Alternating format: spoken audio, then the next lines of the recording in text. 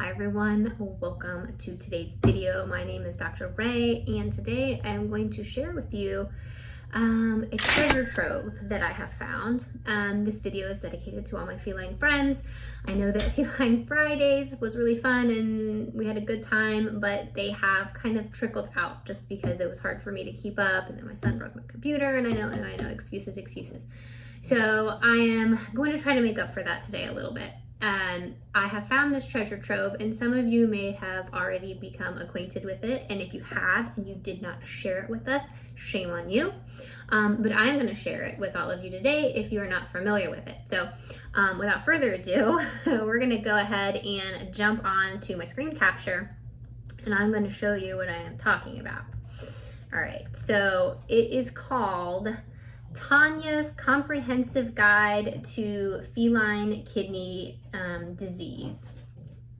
And so she's got a lot of information on here. I have not read through all of it. All I have done and have explored is this little section right here that is talking about diet, which is what you guys are mostly interested in. Now I could go through and look up the symptoms and the support and the key issues and the data and all that, but I'm not interested in debating. I don't think Tanya's a veterinarian, and so I don't want to debate anything with that. I only am interested and I want to share with you. So again, I'm not necessarily even endorsing. I'm only speaking to this right here. So if you guys want to venture through this website, I have not looked at it, so I cannot concur or confirm or deny anything else she has on here. But this link right here, the diet link, is gold. Okay, we need to thank Tanya for the work that she has done. You can see the website here is www.felinecrf.org, and then you're going to click on the diet tab. When you do that, she talks about, again, I have not read through all this, she talks about the overview, she talks about her sources, she talks about food composition. Let's put that on Do Not Disturb. She talks about all kinds of things. We're skipping past that. What we're going to do is we're going to be looking at the over-the-counter section, because there are a lot of diets that she lists here that are kidney therapeutic diets, but they are prescription, and that's not what we're talking about. We're talking about this right here, the standards, the standard wet foods, and then if you scroll really far down, you've got some raw foods, which we're not going to be talking about, and then we also have, I believe, dry, and you can see the massive scroll that we have going on here. What she has done, amazingly enough, is she has somehow made this comprehensive list of cat foods that have low phosphorus, low calcium, I think low sodium, moderate fat. She's done the work for us, okay? She's also put on here the number of calories that you're gonna get, and then she put the date that she obtained this information. So obviously formulations change, things change, but this is a great resource starting point for us to find some of these foods, because it's been really difficult to find these cat foods. And so, she's done a great amount of work here. You can see there are some that we have already reviewed on here. There are a bunch of new ones that we have not done, like right here, we've done the True Luxe Steak Freaks. We've done that one. I think I saw on here the Tiki Cat was on here somewhere. Waruva, again, that's the True Luxe. And so a lot of options to go through. And you can see the key is we've got that low phosphorus, and I believe this list is in numerical order by phosphorus. So yeah, as you go down the list, the phosphorus values get higher and higher, and then we know when we get up to the 1 range that we're not, that's not really something that we're looking for. But this is an absolute exhaustive list. With the wet foods, I believe this is on a dry matter basis, and so I think she says that earlier in the list. Yeah, so the data are calculated on the basis of dry matter. The information on the cans or most brands' website will not have it calculated that way. So she has done that, and then give you some useful information. So phosphorus levels under 0.5. She's just letting you know that there is not a non-therapeutic diet that can be that low. That, again, is going to default you into the prescription. So again, we're going to bypass the therapeutic diets, and we're going to go right over here. There are some of these, like I said, that we've done, and there's some of these that we haven't. Now, for today, we're going to pick one. And we're going to pick one that I am not going to have to call to get the information. She's already done it, but I want to, it's 2024, June 21st, 2024 at the time of filming of this video. And so we're going to see how the numbers maybe compare to what she's had here, but we're going to not really, we're going to pick one that we don't have to call and wait online because I'm doing this on my lunch break, so I don't really have time to do that today, but I wanted to share this. I was so excited to share this with you. I wanted to go ahead and do that. So let's pick, I know the wellness, I looked at it already when I was excited about it. So I know the wellness always lists on their website all the information. So we're going to compare, the February 1st, 2020 data to the current data on the wellness website. Now, wellness in general has been very lackluster, and so this is the opportunity for them to redeem themselves, because I don't like to say bad things about companies. I like to highlight the good things, so hopefully this is going to be a good thing. All right, so we're going to do this wellness indulgence morsels chicken and liver pouch. So they're saying at that time phosphorus 0.55, protein 37.87, fat is being listed at that time at 30.91. And remember, this is a canned food. We do like canned food for our kitty friends, especially with kidney disease. Carbs we're not worried about. Calories we're not worried about, other than to say that do watch cans, because some of the calories are really low. And I run into that issue a lot with counseling people. They don't realize how low calorie the cans are, and you get weight loss because of that. So pay attention there. But we're going to see. Let's go over to the wellness website. All right. Carmen, what are you eating? Oh, Carmen. All right, so here we're on the website. Wellness Complete Healthy Indulgence. It's the morsels chicken and chicken liver. They created this diet smothered in gravy to satisfy the most the most refined palate, with taste in mind but health at heart. So I'm all about that. I guess we can go ahead and run it through the pet food scoring system. So let's go ahead to the ingredient list. So it's this is a really common thing now with pet food, where they list chicken broth as the first ingredient. They didn't used to do that. They used to just put water, but then people were like, oh, water's the first ingredient, chicken broth sounds better. So now they've kind of done that, but you can see that second ingredient is water, sufficient for processing. Then you got chicken liver, etc., etc.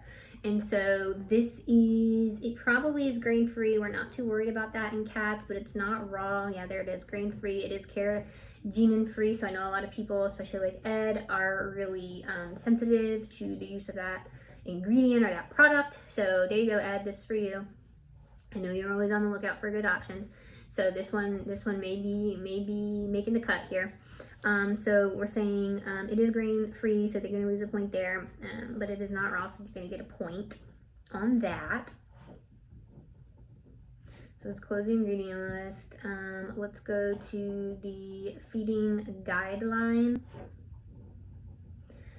4 to 10 pounds, feed 2.5 to 4 pouches per day. So you can see you have to feed quite a few pouches. And so monetarily, if you have to feed a whole bunch of pouches, you can see how that can add up. So again, budget's personal. So factor that in when you're considering this. It's 725 kcal per kilogram, or 62 kcal per container. So I think that we're going to be fine. Usually a normal cat is 200 to 300. So we're going to be okay on there. So we're going to get a point for the feeding guide. Let's see if we can find the AFCO statement really quick. It might be under the guaranteed analysis. We're not going to be using that because it's minimums and maximums, and they don't list everything we need. So we are going to be using the typical analysis, and you will see that here in a minute. And that's where we're going to see if it adds up to Tanya's profile here. So Wellness Healthy Indulgence morsels with chicken and liver in savory sauce cat food is formulated. So they're not feeding child, so you're going to lose a point there, to meet the levels established by AFCO for maintenance. So yes, it is an adult cat food. It is listed as that correctly, so they're going to get a point. So we're up to 3 points, 3 out of 4 points so far. Now, we've got actually 3 out of 5 points because I lost it for the grain-free. So 3 out of 5 points. Now we've got the guaranteed analysis. That's the last 5 points. But remember, we're not actually using the guaranteed analysis. We're going to be using the typical analysis. And so you have to click on this nutrient profile, and then Wellness has a really nice chart they have for all of their diets where they put the AFCO nutrient profile recommendations, or we're not going to use the word recommendations, allowances, because AFCO is not interested in nutrition. They are interested in label regulation, and so they put on their profile allowances. This is what you are allowed to put in cat food. Does not mean it is what should be put in cat food for optimal performance. It's what you're allowed to do, not what you should do. What we're going to be going by is small animal clinical nutrition. That's what you should be doing. So that's an important distinguish to have there. So you'll see the difference between what the AFCO nutrient profile says and what's going to be in the product itself. All right, so 5 things that we're going to be looking for. We're going to see if Tanya is correct, but then we're also going to be seeing if they stack up to small animal clinical nutrition recommendations as well. So first thing that we're going to be looking for is the protein. The column we want to look at here is the dry matter basis. They're saying that on this food, as of, when this was published, the date 2024, they're saying that this diet now contains 37.87 protein. So very close to exactly what Tanya had. So 37.8. So that's a check there. We do need to pull up our video tools. Got the cat waiting right here for us. Carmen, what are you finding in here? Better not choke during this video. I'll be very upset. So you want for a cat between 30 and 45 for the regular adult cat. So we're going to say yes, a point there. Then the next thing we're going to look at is the fat. So that's right here, this line. Dry matter basis on the fat is 30.91. That's exactly what Tanya said for the cat. We wanted the fat that's a little bit excessive on fat. It's not end of the world, but cats are prone to obesity, and we do have to follow the same standards for everybody. So you're not going to get a point there, but they're not horrendously off. They're just slightly off. So I'm not totally mad about that, but I can't give them a point. It does match Tanya's reference chart though. Next thing is fiber. She didn't list fiber. Fiber just really needs to be less than 5. It's at 1.64, so they're going to get a point for the fiber. And then we get into minerals, which is what everybody, I'm sure, in my little nutrition nation, if you've been learning and my little babies have, developed their, come to their knowledge base here, the minerals are really what are important to us. And so let's see, we've got calcium. Now Tanya doesn't list calcium. Calcium and phosphorus usually go together. I like to look at both of them. 0.75 is great. So 0.75 is great. They're going to get a point there. It just needs to be between 0.6 and 1. So we're really happy about that. And then let's find the phosphorus. 0.55. That is exactly what Tanya said.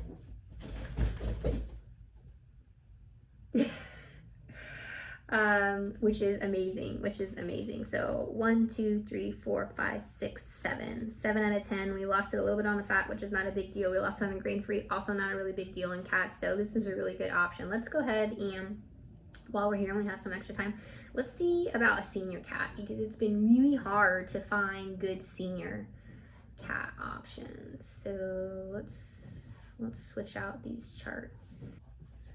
These are going to be more challenging. So let's see, can we even make this work for a senior? All right, protein at 37.87. Yes. Calcium, there's a decimal point there. I fixed this, but I guess I pulled the wrong chart up. It should no higher than 1. And we just said that it was 0.75. So yes on the calcium. Phosphorus, yes on the phosphorus.